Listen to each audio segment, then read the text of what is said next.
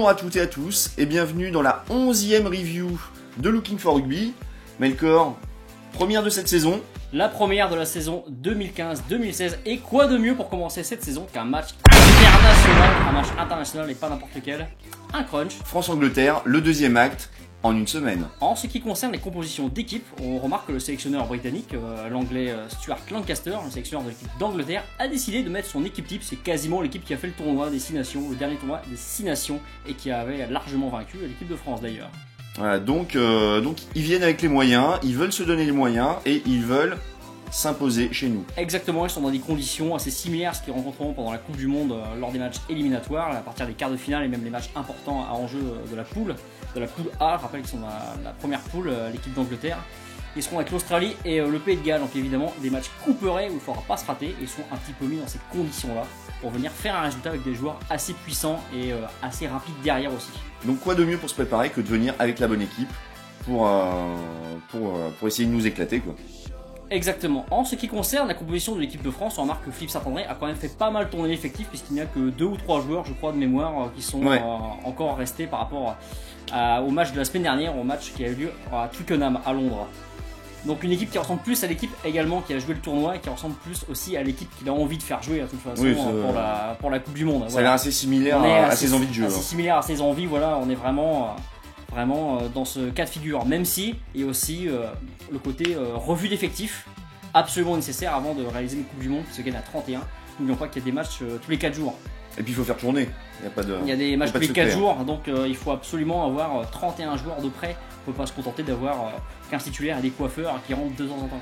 Là, il faut vraiment assurer et avoir 30 joueurs opérationnels. Donc là, les 23, en l'occurrence les 23 sur ce match, voilà, vraiment des très bons joueurs, vraiment pas vraiment d'erreur de casting, avec à noter le comeback du siècle, voilà. Quasiment, celui de Frédéric Michalak, voilà. Le comeback éternel. Voilà. L'éternel retour, comme dirait Nicht. C'est l'éternel retour de Michalak, encore. On croit qu'il est fini, et ben non. Depuis 14 ans. Il revient, voilà. Depuis 14 ans. Années, voilà. Il est toujours là. Voilà ce qu'on pouvait dire grosso merdo sur cette équipe de France. Comme d'habitude, pas de suspense, on vous spoil directement le résultat du match. Allez, ça donne 25-20. 25-20. 3 essais marqués pour victoire de l'équipe de France, excuse-moi de t'avoir coupé. 3 essais marqués dans ce match. Le premier par Yoann Huget. Un magnifique essai. Ah, franchement, là, ça fait plaisir. Pas mal du tout, voilà. Il se balade dans la défense, machin. Petite croisée de Michalak, voilà. Il fonce, il crochette le dernier défenseur. Voilà. Et il nous envoie un bisou. Et envoie un bisou au public, ça fait toujours plaisir. Les autres essais, voilà, parce que les Anglais ont quand même fait un sacré retour. On va vous détailler un petit peu le déroulement du match juste après. Putain, je l'ai mis sur vibreur, ce bonheur. Faut croire que non. Et si.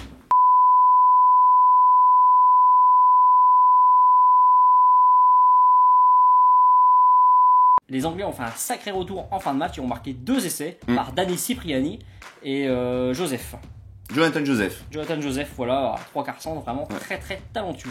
En ce qui concerne le déroulement du match, la France a dominé ce match. La rencontre a été globalement dominée par la France. En mêlée, en touche, beaucoup de touches contrées, notamment par l'alignement qui était contrôlé par Damien Chouli. Il a fait vraiment sa partie à ce niveau-là. Beaucoup de puissance des avants qui ont vraiment fait parler la poudre. Ça n'a pas trop rigolé là en défense. Très bonne défense française aussi, agressive, qui montait très bien sur les fondamentaux. Mais voilà, des bons fondamentaux.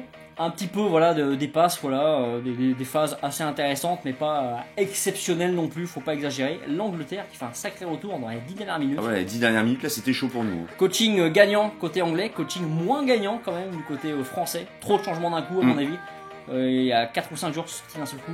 Là, sur une minute ou deux là c'était. Sur une minute ou deux, beaucoup trop de coaching d'un seul coup. Et ça a un peu déréglé la machine française. Faudra pas faire ça dans les autres. Dans les matchs qui suivront. De toute façon, je pense pas qu'ils feront qu'il y aura la même chose qui se produira. Non, il faut pas là. Philippe, faut pas faire ça. Quoi. Faut plus jamais le faire. Et donc voilà, les Anglais qui feront un sacré retour et qui, au-delà de la 80e minute, ont fait 2 minutes entières de possession de balle et d'avancée. Et il s'en a fallu très peu qu'ils en prennent un 3e et éventuellement qu'ils gagnent. Voilà ce qu'on pouvait dire un petit peu sur... Tout était permis sur la fin. Dans le match, voilà, les Anglais auraient parfaitement pu gagner. Quoi. Donc un match quand même assez solide, assez rassurant de nos chers Bleus de France, de Coquelin.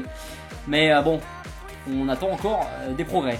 Et comme on le dit depuis 4 ans, on attend le prochain match pour valider les acquis de ce match. Voilà, ça fait 4 ans, peut-être même 8, qu'on répète cette phrase sans arrêt.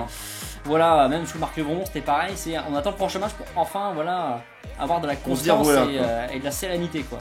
Parce que là, ouais, c'est pas ouf quand même. Hein. C'est bien, mais c'est pas extraordinaire. En ce qui concerne le futur immédiat de ces deux équipes, l'équipe d'Angleterre et l'équipe de France, la France, elle, va recevoir l'équipe d'Écosse entraînée par Vern Cotter, l'équipe d'Écosse qui vient le 5 septembre, qui vient de triompher, petitement, mais triompher quand même en Italie de la formation italienne. Voilà, donc bon, quand même des Écossais qui ont gagné 4 matchs cette année. Normalement, ça devrait le faire, mais bon, se méfier, bien sûr. On sait jamais, on n'est pas à l'abri. On est quand même les champions du monde pour se prendre les pieds dans le tapis. Allez, fail, on sait faire. On sait faire. On sait faire. En ce qui concerne l'équipe d'Angleterre, elle va recevoir l'Irlande dans son entre Twickenham. Et après, bah, ce sera la Coupe du Monde. Et le 18 septembre, l'équipe d'Angleterre inaugurera la Coupe du Monde, sa Coupe du Monde qu'elle attend depuis si longtemps, contre les îles Fidji. 2 jours plus tard, le 20 septembre, l'équipe de France entrera dans la danse en affrontant l'Italie également à Twickenham. Les 2 matchs auront lieu à Twickenham à Londres. C'est tout pour aujourd'hui. Merci à toutes et à tous. Commentez, likez, partagez, abonnez-vous à la chaîne, suivez-nous Facebook, Twitter, Google+. Ciao. Salut les gens.